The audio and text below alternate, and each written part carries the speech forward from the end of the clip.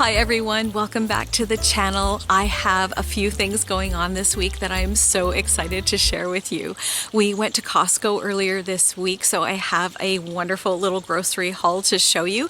And I also have a recipe that's going out to one of our community members, and that is a healthier copycat version of Highliner fish fillets. And it is so incredibly easy and simple to do. My garden is also starting to burst with all kinds of things growing, so I'll give you a little tour. And I also have a incredibly simple two-step floral centerpiece that I created that is such a wonderful addition to our summer decor. So let's get started. We were just heading out to go grocery shopping when I opened the front door to find this handsome boy.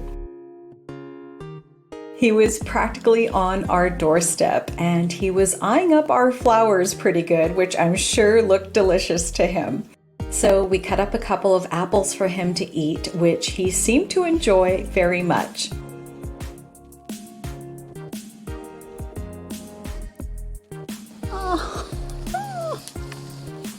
But alas, in the end, he still ate my roses anyway.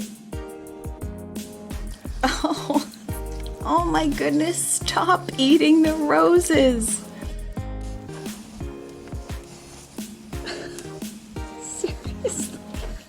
So we just got back from Costco and I'll show you the groceries that I picked up. I got a package of these peaches and we've been gobbling up peaches lately like crazy because they're just so sweet and delicious, and Costco has some great ones. I also picked up a container of really nice sweet plums, some omega-3 eggs, which I've been enjoying because these actually are much higher in omega-3 than regular eggs, so I have been buying these lately. And I also picked up some stuff for Greek salad because we do enjoy that in the summer. So I've got feta, some cherry tomatoes, and 6 cucumbers here. And then I've got some mild Gouda and some provolone cheese. And I also picked up some mini bocconcini. And I'm going to serve them exactly the way they are photographed here, with the basil leaf tomato on a little mini skewer. I have a nice bag of fresh lemons as well. And then I also picked up these beef patties. And these are the 1/3 pound ones that Costco had. And they are absolutely phenomenal. And I've got the buns to go with it, a nice big 10-pound bag of carrots, and lastly I picked up a package of this wild caught haddock because it was on sale. And I am buying wild caught fish these days just because it has fewer pollutants and it's actually higher in nutrients than farmed fish. Now fish of course is really good for you, and I'm going to show you a quick and easy way to prepare this. Now this recipe goes out to one of our community members, Cindy Blazer, who put out a request a while ago and asked me how I prepared fish. And it's so simple with just a few ingredients, very flavorful and tender, and it's healthier because it's cooked in the oven rather than fried. So Cindy, this one's for you. One of the ways I make fish is similar to the Highliner garlic and herb haddock. Now I'm making this for lunch today, and we're going to start with a piece of haddock, but you can use any kind of fish you like.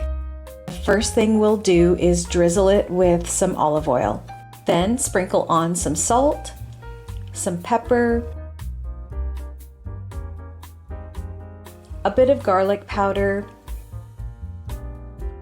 and lastly a spoonful or two of some seasoned Italian breadcrumbs. And that's it. Just pop it in the oven at 350 degrees for about 15 or 20 minutes. And you have some wonderful flaky garlic and herb crusted fish. And served with a salad, this is a perfect, quick and tasty meal. Now I think you're really gonna love the little arrangement I'm going to make, and you won't believe how easy it is. Now I have this beautiful wall of ivy growing behind me here, and that's what we're gonna use to make our arrangement. Now this arrangement is gonna take about 5 seconds to do, so you just wanna take a tall vase and fill it up with water almost to the top. Now we're going to put our ivy in and we're going to submerge it. So I've got a couple of pieces of ivy here, and this one is sticking up a little bit high, so I'm going to snip it so that it sits below the surface. Then we're just going to take one of these little tea light candles and set it right in the top, and those will float. Look how pretty this turned out with just a couple pieces of ivy and a vase and a candle on the top. I think this is such a pretty and simple piece of decor.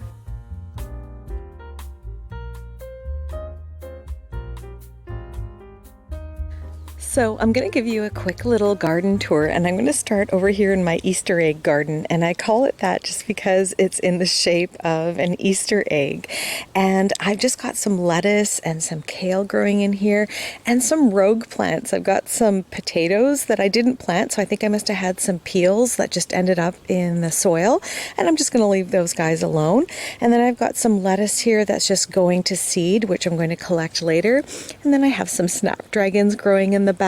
And then over here in my main garden area, I've got some bush beans, and I've already picked a couple of crops of them, but look how beautifully they're coming up. So I am so happy with the performance of these bush beans.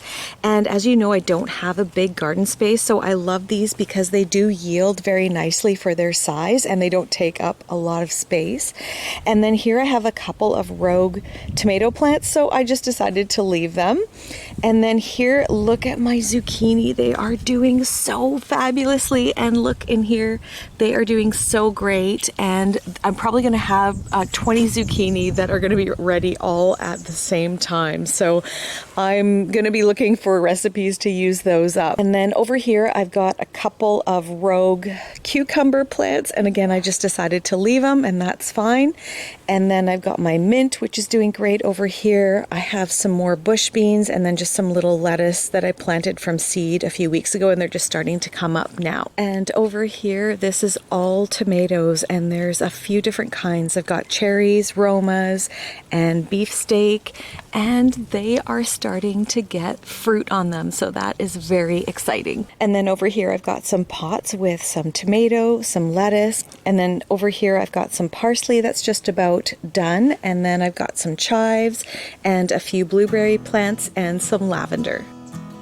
Now, many of you know that our garden is teeming with critters, and I love all of them.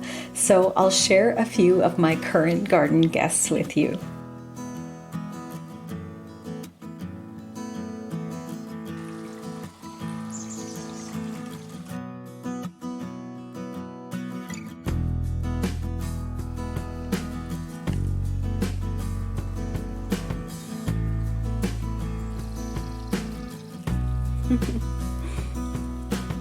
We also have a family of crows that live in a nearby tree, and they spend quite a bit of time in our yard.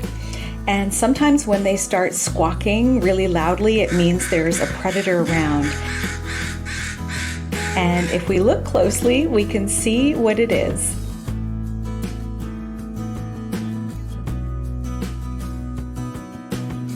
The days have been nice and warm lately, so they like to relax and fluff out their wings and sun themselves.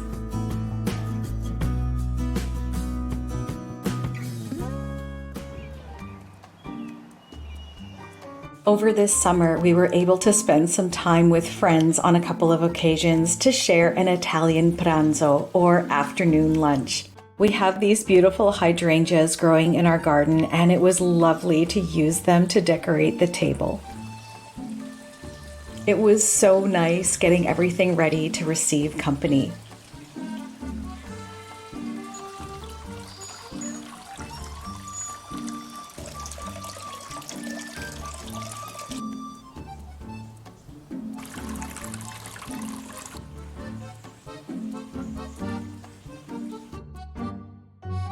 On one occasion, we had cannelloni as a primo, or first course, followed by some baked herb chicken and salad.